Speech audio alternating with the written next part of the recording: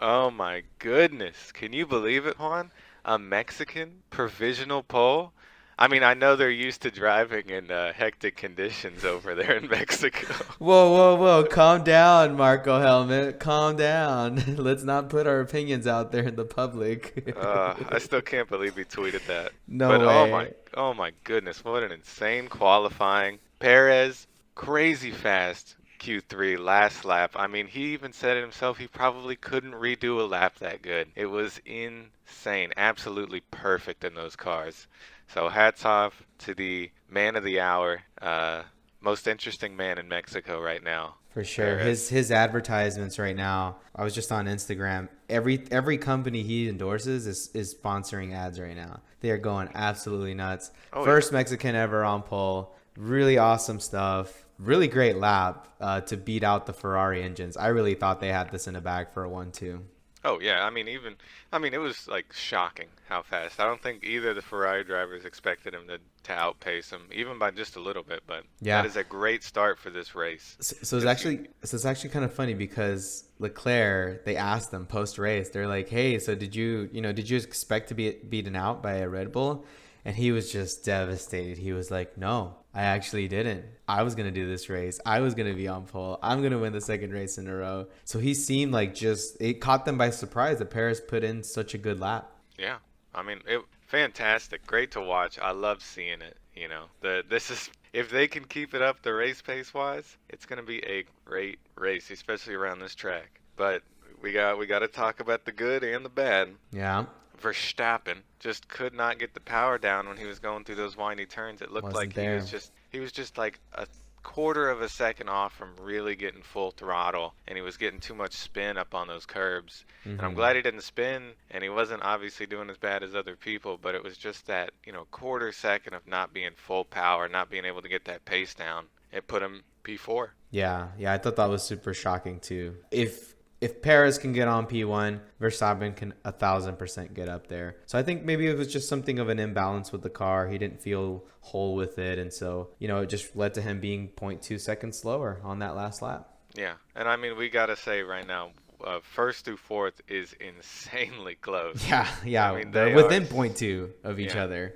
they are a tire's distance apart from each other. Yeah. So it's gonna be really crazy with that start. I'm sure Verstappen, he might do a couple lunges this race, and it could get a little hairy. Yeah, I could see him getting a little desperate and maybe doing something a little crazy. So hopefully that's not the case. I don't think he'll be desperate, but if he sees the opportunity, even if from our opinion it's not, if he sees the gap, he's gonna take it. So it just makes for good TV. Yeah, Ferrari. I hope they can keep up the pace. They've shown with the last race that they can qualify really well and they can keep up a race pace. So I think it's going to come down to strategy with the Ferraris being sandwiched in between the Red Bulls. Yeah, I mean, pit stops are going to be huge this year. And the first race, Red Bull's pit stops were pretty iffy, and Ferrari was getting two fours, two sixes. Yeah, And, I think the first one that Verstappen had was like 3-6 or something, a whole second off. And that second leaving the pits is a second on the track.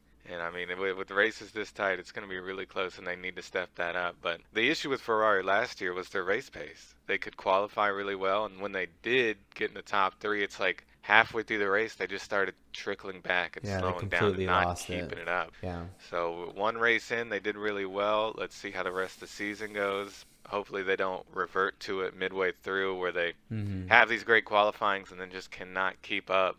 But I don't know, man. It's exciting to see, and they're in a really powerful car. They're really good drivers. Both of them look super confident out there. Who doesn't look confident, though, Juan? Lewis Hamilton, P16, out Q1. I just threw I up in was my mouth. yelling. How is that real? I was yelling when that happened. The last time he got knocked out Q1 was 2017 when his car crashed. Wow. Yeah. So I mean, this is insane. He no crashes. The mistakes I'd say he made on the track during Q1 were forgivable if he had the pace. But I mean, he seemed squirrely. A lot of people going around these turns just could not get the power down. Yeah. And yeah, watching that Q1 where he was just in the threshold Yeah, he at was 15 for a P15 and little Stroll came by and hit him by bit. zero. And here comes Lance Stroll jumping the curve. Yeah, it was like 1/10 of a second. Stroll knocked him out. Yeah, It was great. that was awesome. It wasn't so awesome for a few drivers though. You know, just as you said, Lewis was on the limit the entire time. Latifi had his big, well, not big, but big slide for that crash in Q1, and then Mick completely obliterating what is the Haas to pieces. They wouldn't show the camera on him. You know, I still hope he's okay because we didn't really get to see much of him.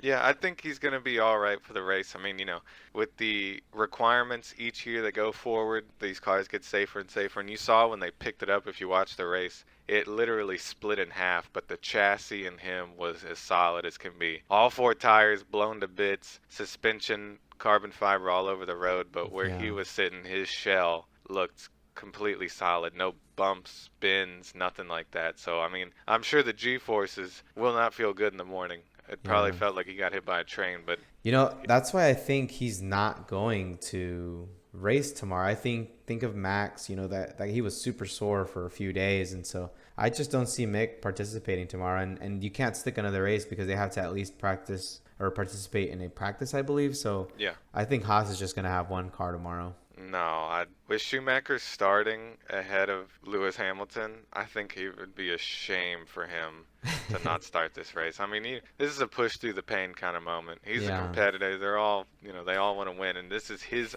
moment to be in front of a seven-time world champion. And I mean, the main thing is, can they fix this car overnight? Yeah, that 'Cause is it because was it was destroyed. yeah, completely destroyed. McLaren still behind, but they made some improvements. Last race they qualified, I think 15, 16. This they're 11 and 12. So I think they've found some pace. Maybe they're good on the straights, so maybe they just have to iron that out for circuits like Spa and Monza, other circuits that they might be good at. And I think they'll have the opportunity to score some big points. They're still very disappointing.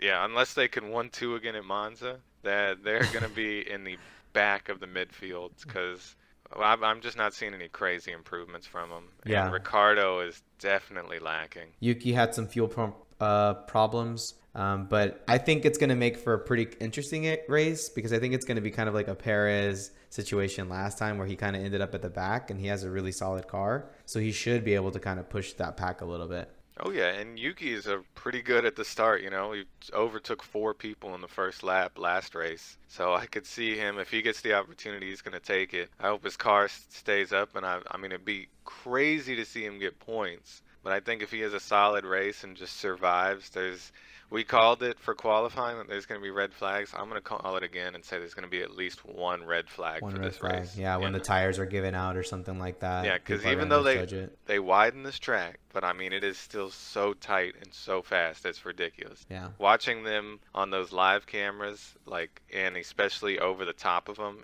you can't see a thing around those corners. So all it takes is one mistake, one guy having problems, and boom. Over. All right, so going into race predictions, where do you see some of these teams finishing at?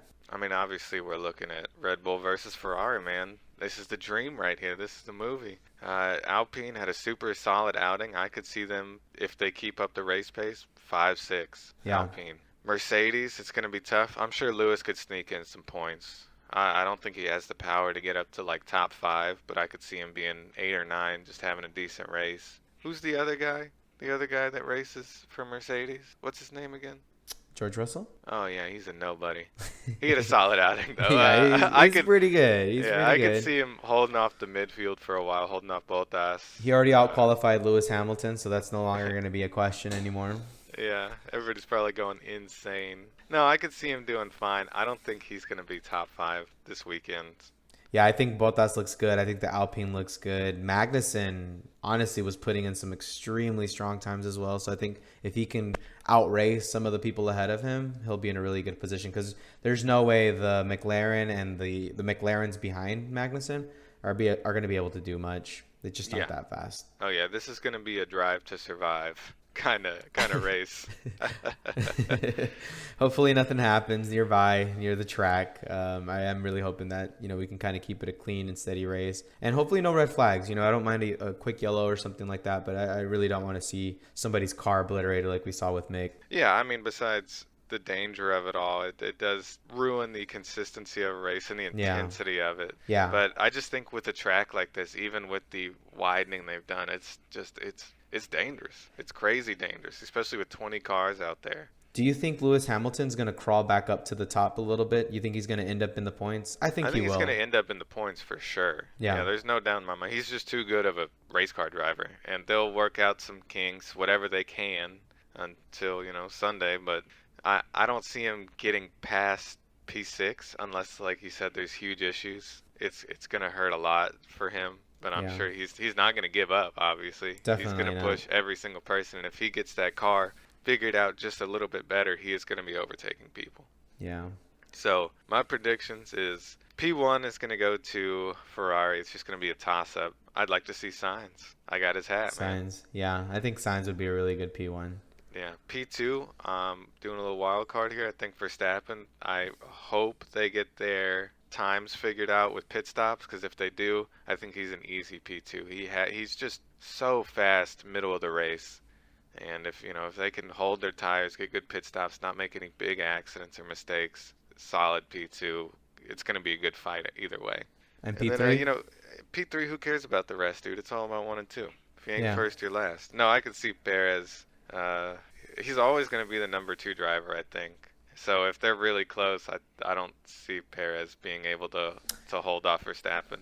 Yeah. Okay. Well, my P1 through 3, I think Perez is going to keep it. I think Perez has shown that he out qualified Max. I think they're going to give him the preferential strategy. His teammate is starting 3 places back. So I think they're going to give him the preferential strategy unless he can't keep up the pace against the Ferrari, unless he can't, he has some kind of a lockup or something like that. Then immediately they're going to put him on strategy 2.